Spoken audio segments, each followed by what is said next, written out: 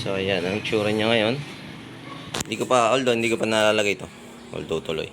Hindi ko pa nailalagay, tapos ito tinapyasan ko kasi yung spasyo nung hindi ko Pero papalitan ko yan. Palitan ko to.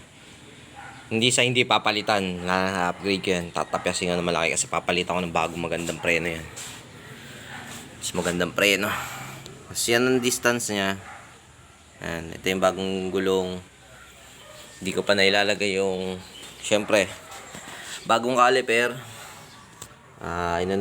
Inayos ko kasi para may sa tama dito eh. Masyadong malaking caliper para sa kanya. Pero pang DU1 daw to.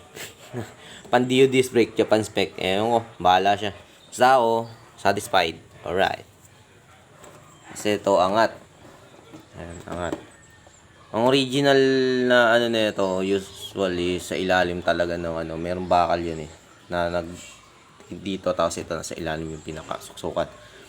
Gagawin ko na lang, iaangat ko na lang para umangat to. Para mailagay ko to. Kasi parang hindi naman talaga siya proportion talaga yung titingnan mo. Pero sa kablang banda, bibili ako ng bagong fairings. yun. Bibili tayo ng bagong fairings. Tapos on sale na to pagka nakabili na ako ng bagong fairings. Pero bago natin yung ibenta, syempre, pagagandahin na muna natin yan.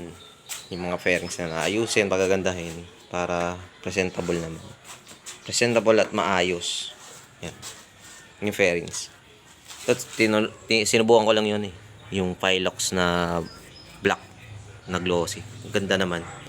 Ganyan ko rin kayang Chameleon. Sige, test try.